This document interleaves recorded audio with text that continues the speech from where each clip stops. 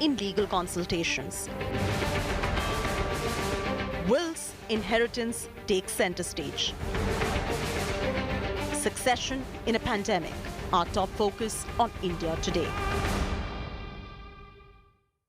Hello and welcome. I'm Chaiti Narula. This is a special broadcast where we're going to be discussing legal consultations with regards to wills and inheritances in the pandemic. A trend that we've picked up pan-India in the metros is that there is a rise in these legal consultations given untimely deaths. Here's a report.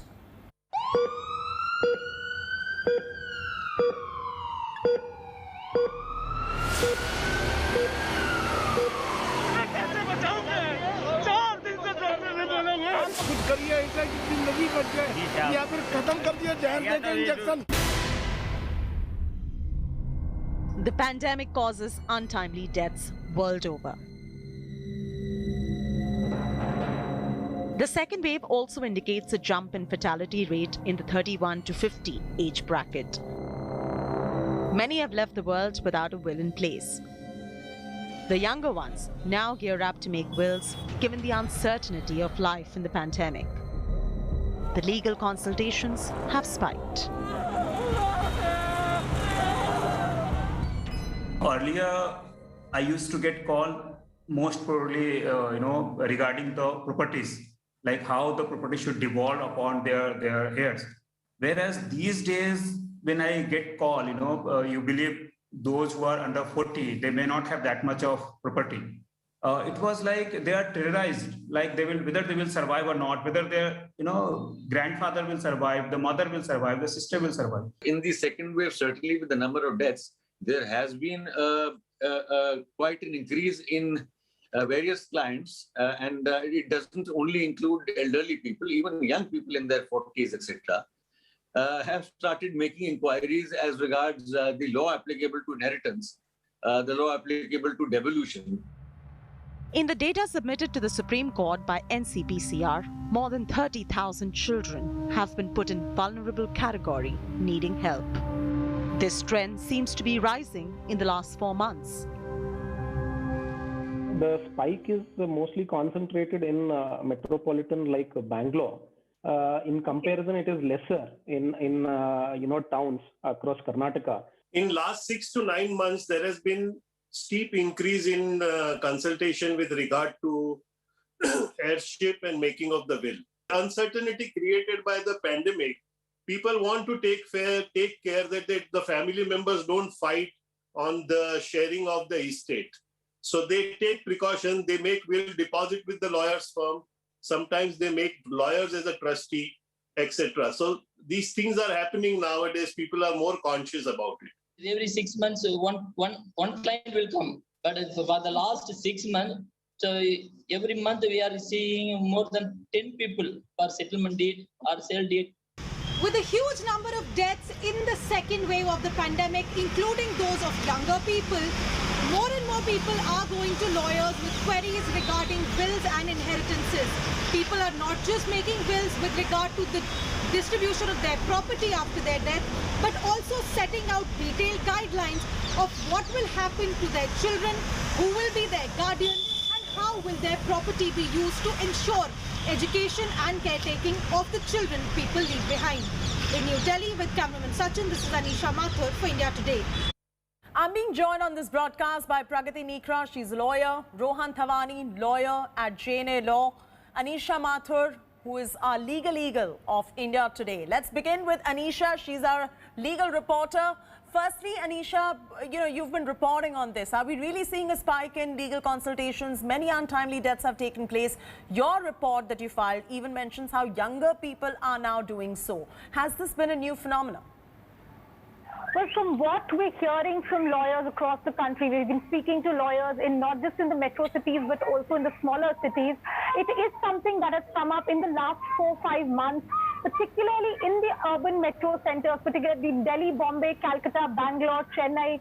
We've seen lawyers reporting this, that more and more people are calling for legal consultation. They are worried about what happens to their assets, to their children. Even the older people are trying to figure out how to create settlement deeds with regard to their property, because everyone seems to be worried worried about what will happen if they fall ill, if they are incapacitated, hospitalized, or if they pass away. Okay, so that's a trend that Anisha has picked up. Advocate Pragati, the COVID pandemic has highlighted the importance of being prepared for the unexpected. No one knows when the next personal or worldwide crisis is going to occur. Can thoughtful planning help small businesses, entrepreneurs and individuals prepare for an uncertain future? Definitely.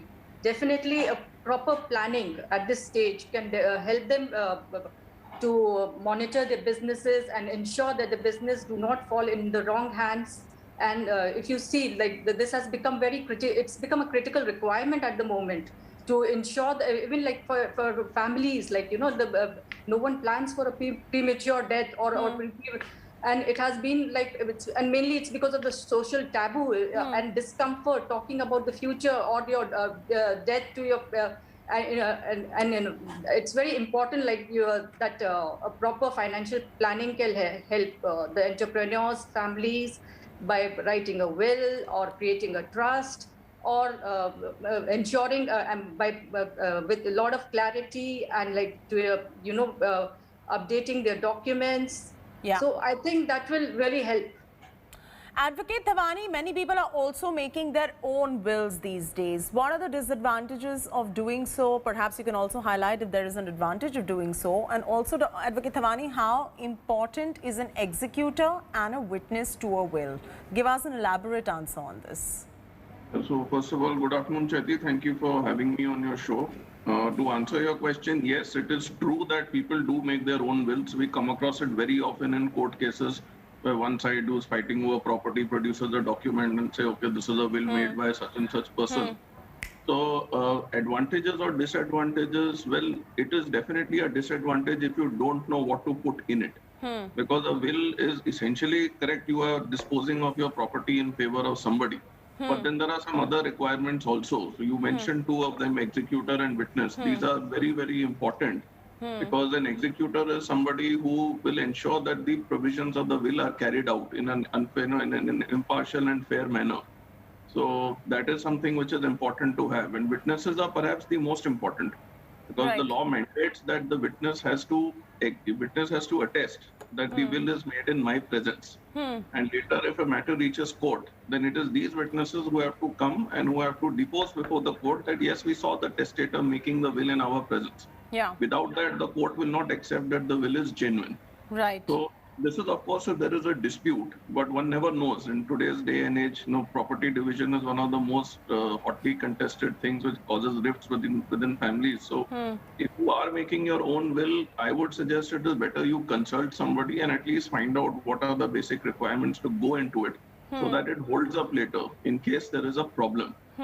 So what we see often is that some things are missing. Like if you don't have a witness to the will, then how do you prove that it is genuine? Even if it may be typewritten, it may be handwritten, it could be torn, it could be anything. So so it is, I think, better to consult somebody. Advocate Thawani, how important it is for wills to be registered to avoid dispute between beneficiaries? Offline, when you were talking to me, you were stressing on registering these wills too. In Delhi, for example, you were mentioning how even they are holographically recorded. Yes. What is the advantage of this? So the advantage is simply that there is the confirmation that the person who has supposedly made the will is actually the testator. Testator is the legal term for a person who makes the will. So registration is essentially a process where you are not only going and paying a stamp duty and a registration fee to the government, but it is also an authentication by the registrar that they are satisfied that the person who's executed the document is actually the one who has come before you to do the registration. And holographic recording means that the person whose will is being registered, there's a video recording of that person at the time of the registration. So it puts it beyond doubt that this will was actually made by the person whose signature is there on the document. So although it is not technically mandatory to have a will registered, but it is definitely better to do so to avoid disputes in the future. Advocate Pragati, I'd like to come to you. Is probate necessary in your opinion, and how important is it? Probate is necessary for execution after if there is a will, and if you have to get it executed, you have to get it probated. It is very important to get an order from the court for executing that will. So it is an important process. Advocate Thawani, how do you guide people in situations like in the pandemic we've seen they've lost both their parents, not left a will, and now have to manage the distribution of assets in absence of a will. Tell us a little about interstate succession. Is that more complicated than having a regular will? It's something that people can use as a guideline, you know, if these kind of unforeseen circumstances end up hitting them in the pandemic. So let me start with the interstate part first. So interstate is definitely more complicated for two reasons. Number one, you don't know exactly what all the properties were of the deceased person. In a will, it's all set out. In interstate, the family members may know something, they may not know everything. So that can be the first stumbling block. Second thing is that who will be the actual beneficiaries? The law of succession provides for a clear line. So the first line of succession is obviously the spouse and the children, and then the parents, and then the brothers and sisters, and so on and so forth. So identifying that line of beneficiaries is also an issue sometimes. There could be disputes between them also as to the origin of the properties. So interstate succession, and of course the procedures are slightly more cumbersome in terms of what happens in court. We don't need to go into that here, but it does take a little more time. So it is definitely better that a person leaves a will behind. And interstate succession can prove to be a more difficult proposition for the beneficiaries. Now, coming to the fact about the children who are orphaned, yes, it's a very unfortunate fact, and there are enough news reports about it. Yeah. So what happens in this situation is that before you go into the succession part, there has to be a guardian for the children. So the children, natural guardians under the law, the parents. If the parents are not there, then it's not as if, you know, the guardianship automatically legally reverts to a grandparent or to an aunt or an uncle or somebody else. Somebody has to actually go to court and seek an appointment as a guardian, not only of the minor's person, but also of the minor's property. So at that stage, also one has to identify, you know, what will be the properties of the deceased person which they're leaving for their children. So how to guide them? Well, it's very fact specific, like, you know, who's the guardian? Do they know enough about the parents' estate or assets, etc.? If there's no guardian, then the child would have to be taken to a child care shelter and put under the adoption process under the Juvenile Justice Act. Yeah. So it would obviously be better if somebody is there to act as a guardian who can take that responsibility and help in identifying the assets, which will make it easier for the court also to know that what are the assets that the child would inherit.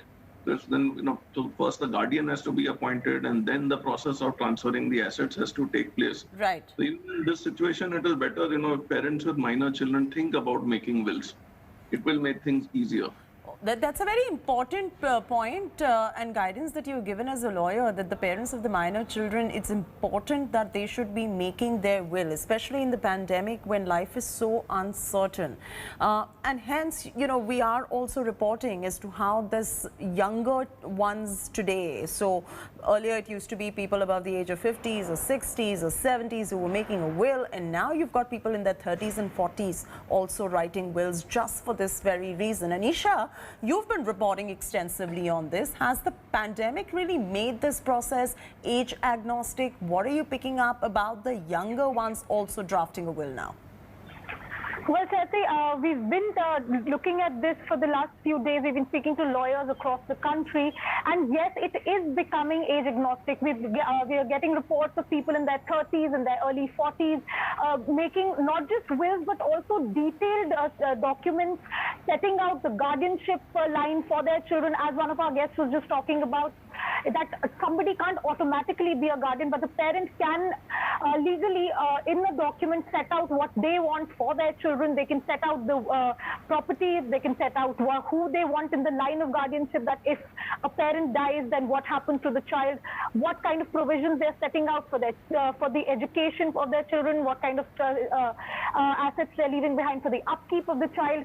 All of these are things that people are now considering, and we are getting information from various lawyers in the country, from particularly in the metro cities where we have urban nuclear families where there is only a two-parent and child system where there are no joint families or large families, particularly in those urban areas with highly educated people.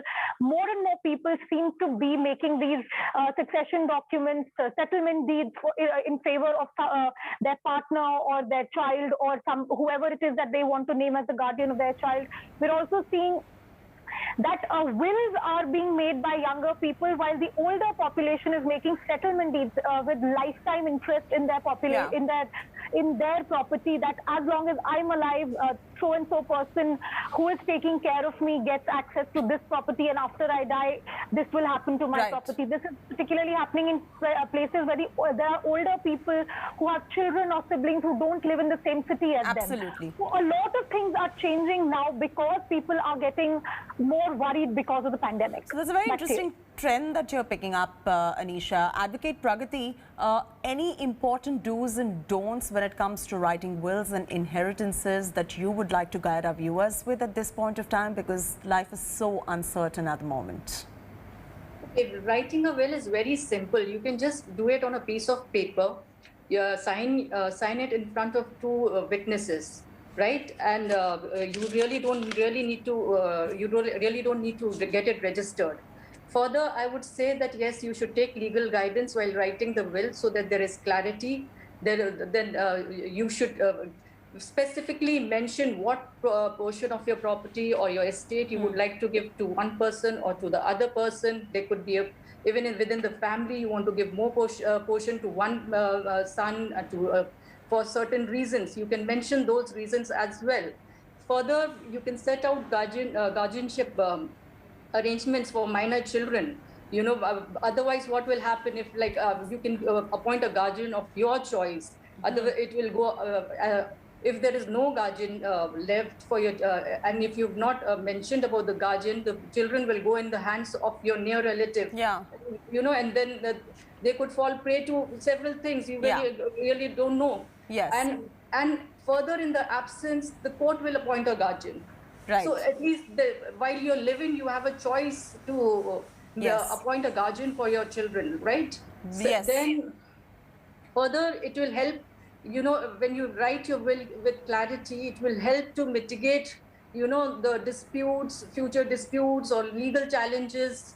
I think you should also involve your family members so that, even they are aware what you're going to do. Yeah. And there should be some financial literacy with, even in even the teenagers should know about, what their parents intend to do, what are the assets. You should have, documents updated in real time. You should just have your assets and liabilities mentioned properly. Yeah. And try and separate your personal assets from your business assets, so that when you're making a will, you keep all that in your mind. Absolutely. Those are some really handy tips that our viewers can really use. Advocate Thawani, are trusts an effective way to insulate personal wealth of businessmen from business risk, given the recent Supreme Court judgment, I'm sure you've read it, on allowing personal guarantee to be enforced? That's an actually very interesting question, because this is still slightly a gray area. So let me put it this way. So whether the trust is actually good enough to insulate, it depends on several factors. Number one, when was this created? The assets were transferred before a personal guarantee was given or afterwards. Secondly, is it, who are the beneficiaries? What is the purpose for which the trust is set up? Can you say that these properties which are transferred into the trust are something which would be called proceeds of crime under the Money Laundering Act, which makes them vulnerable? Was it taken out of the loans from these banks? For this personal guarantor judgment is essentially that the company law tribunal, which is looking into bankruptcy of companies, can also open proceedings against personal guarantors. So can you link those assets to those loans? So these are a lot of factual questions to be answered in each case, but I would not be surprised if there is some vulnerability in the future. The reason is that the regulatory and legal and economic climate is certainly now tilted towards helping banks and financial institutions recover their dues. So even if presently the law as it stands provides some stumbling blocks, there's nothing to stop Parliament or government from coming out with legal provisions to overcome those things. So yes, I think in the future, it might be an issue. Absolutely. And just on a winding note, Advocate Thawani, leave us with your top 5 do's and don'ts as far as writing wills and inheritance is concerned. A ready reckoner, like number 1, 2, 3, 4, what is essential in your opinion? Okay, so number 1, I would say that if you have adult children, then you were talking about settlements earlier. That is actually a very elegant way to do it. You dispose of the properties in your lifetime as a family settlement. Yeah. Retain whatever rights you want during your lifetime. That completely obviates the need for testate or intestate succession later. Of course, that is an individual's comfort. Number 2, if you have to make a will, make sure that you have an executor, who's somebody known to you and somebody trusted, and the beneficiaries are also reliable people. And number 3, you must identify your properties very clearly. The one thing that happens is I may make a will today. I may not change it or add to it. 2-3 years later, I'm no more. In the meantime, other things have accumulated. Yeah. If there's no residuary provision for my further assets, then that could create an issue. So make sure there is a residuary provision, or you keep updating your will from time to time. Yeah. Fourthly, very important, make sure people know that you have made a will.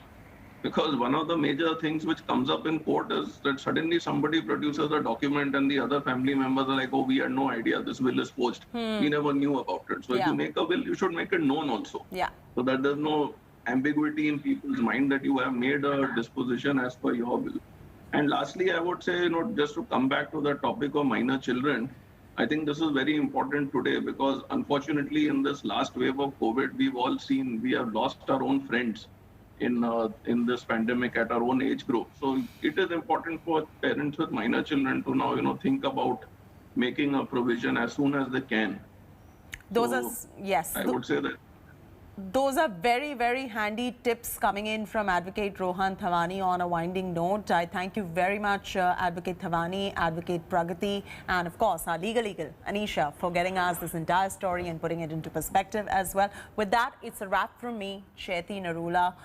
Those were the few takeaways that you can really use. It's news that you can use, and advocates here to guide you as far as wills and inheritances are concerned, given the uncertainty we face in the times of pandemic.